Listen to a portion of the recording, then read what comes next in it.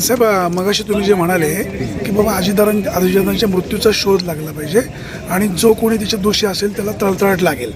आता तळतळाट लागणे श्रद्धा की अंधश्रद्धा? अंधश्रद्धा. मी तळतळाट लागेल हा शब्द जर माझा असेल तर खोडून दाखवतो. दुसरा मुद्दा चेक करा. तुम्ही मगाशी हा विषय क्लिअर करतो हो की जो कोणी या गोष्टीच्या भाग असेल त्याच्या घरात कोणी पाळणा पण शिल्लक राहणार नाही हा शब्द वापरला मी. हा शाप नाही. श्राप नाही. मी काय श्राप देणारा काय ज्योतिषी आहे काय? हे एक आहे ना की एखाद्या व्यक्तीचं असं जाणं हे वेदनादायी असतं ना आणि त्याचे परिणाम महाराष्ट्र भोगतोय ना. त्याच्यामुळे अजितदादांचं जाणं हे जिवारी लागलं साहेब आमच्या. त्यामुळे ठीक आहे उद्रेकातून त्या गोष्टी येतात. तर तुम्ही खरातांचं वारंवार नाव घेतलं. कोणाचं? खरात महाराजांचं नाव घेतलं. महाराज कसला? पण काय जे असतील भोंदू बाबा म्हणा. भोंदू बाबा हां. त्यांचं तुम्ही नाव घेतलं. पण चाकणकर मॅडम त्यांच्या नेहमीच संपर्कात होत्या. मग तुमच्याच पक्षाच्या नेत्या त्यांच्या संपर्कामध्ये राहिल्या होत्या. असं आहे कोण कोणाच्या संपर्कात होतं हा SITचा भाग आहे चौकशीचा. आता त्यांच्या अकाउंटमध्ये समता पतसंस्थेच्या काय ट्रान्झॅक्शन झालं, किती सेकंदात झालं, किती करोड रुपयाचं झालं, त्यात ते दोषी आहेत का हा आता तपास यंत्रणेचा भाग आहे. आणि त्यांच्यावर ज्यावेळेस ॲलिगेशन झाले तर त्यांनी स्वतः राजीनामा दिला आहे. त्या पदाचा पण राजीनामा दिला आहे आणि प्रदेशाध्यक्ष पदाचा पण राजीनामा दिला आहे.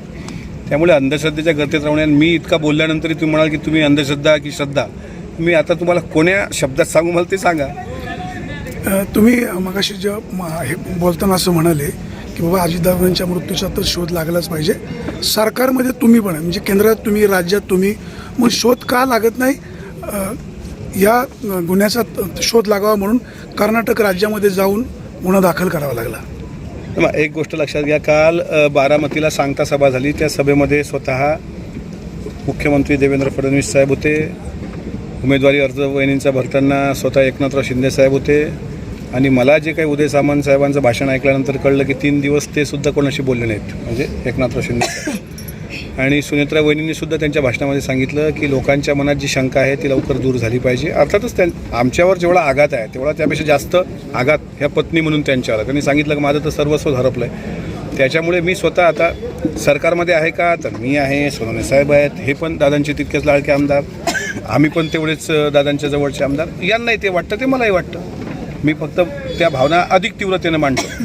त्याच्यामुळे सरकारमध्ये असताना सुद्धा स्वतः मुख्यमंत्र्यांनी सांगितलं की आता याचा चौकशी सुरू आहे, तपास सुरू आहे. फक्त आमची विनंती एवढी आहे की त्या तपासाची गती अधिक गतिमान झाली पाहिजे. ज्या पद्धतीनं खरात प्रकरण एकदम फास्ट ट्रॅकवर आलं आणि ते सगळं 2000 कोटी रुपयाचं आहे. मग तेच ना आता मुख्यमंत्री आपले मला पूर्ण उत्तर देऊ द्यात. बँगलोर कर्नाटकमध्ये 0 FIR झाली. ती FIR मग याच्याकडे CIDकडे वर्ग केल्या गेली पुण्याला. त्यांनी सांगितलं की या पत्रामध्ये पूर्तता नाही. आज DGCAचा अहवाल त्रोटक आलेला आहे. CCTV फुटेज भेटत नाही. हे जे काही संभ्रम आहे. मी मुरलीधर मोहोळ जे मंत्री आहेत त्यांना विनंती केली. त्यांना हे पण केलं की तुम्ही स्वतः 15 दिवसात ब्लॅक बॉक्सचा डेटा इम्पेरिकल डेटा तुम्ही सार्वजनिक करणार असं म्हणला होता. आज 3-4 महिने झालेत. मग अडचण कुठं आहे, पाणी कुठं मुरतं आहे याचा शोध महाराष्ट्र घेईल. आणि त्यांनी सांगितलं की आम्ही दोषींना सोडणार नाही. फक्त माझं मुख्यमंत्र्यांना सरकारमध्ये असून सुद्धा माझा प्रश्न विचारणं हा संविधानाने दिलेला मला संविधानिक अधिकार आहे. पाणी मुरतंय कुठं हे महत्त्वाचं आहे. शिवाजी महाराज शूर राजे होते. तुम्हा आम्हा सर्वांची प्रेरणास्थान आहे. शिवाजी महाराजांची आरती गाणं कितपत योग्य? शिवाजी महाराजांचं दैवतीकरण होता कामा नये. शिवाजी महाराज हे युगपुरुष होते. दैवतीकरण जर त्यांचं झालं, त्यांच्या आरत्या झाल्या, त्यांना मग ते उद्या अगरबत्त्या येतील, मग तिथं नारळ फोडलं जातील. ते कसं आहे की हा भाग छत्रपती शिवाजी महाराज हे विज्ञानवादी आहेत. ते युगपुरुष आहेत. त्यामुळे कुठल्याही महापुरुषांना दैववादात अडकू नये. आरत्या होणं हे चुकीचंच आहे. शिवाजी महाराज हे म्हणजे प्रबोधनकार ठाकरेंच्या भाषेत सांगायचं झालं तर 33 कोटी देवाची फलटणसुद्धा ज्या नावापुढं बाद होते असं नाव म्हणजे शिवाजी. त्याच्यामुळं हे देवापेक्षा ग्रेट आहेत असं मी मानतो. पण त्याचं दैवतीकरण होता कामा नये. तुम्ही मगाशी असे पण म्हणाले की माझी आमदारकी गेल्यानंतर मी अतिशय स्पष्ट बोलणार आहे. एखादा काही स्फोटक काही माहिती बाहेर येईल? 14 मेला संभाजी महाराज जयंतीचा दिवस संपला की मी यात्राच काढतो ना महाराष्ट्रात. जस्टिस फॉर दादा. तो लढेंगे बचेंगे और लढेंगे. तुम्ही इतकं बारकाईनं भाषण ऐकल्याबद्दल जुन्नर तालुक्यामध्ये स्वागत. आभार तुमचे.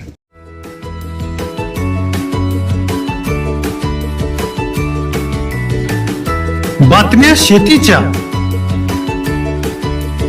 बातम्या मातीच्या, बातम्या अन्यायाच्या, गुन्हेगारीच्या,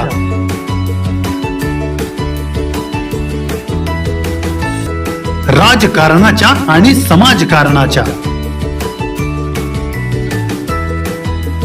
शोषणाविरुद्ध बुलंद आवाज, जनसामान्यांच्या हुंकाराची गाज. सत्कार्याला प्रोत्साहन,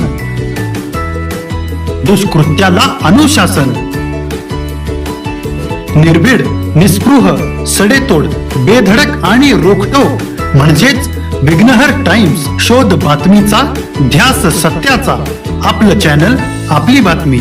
सबस्क्राईब तर कराच, पण बेल आयकॉनवर क्लिक करायलाही विसरू नका.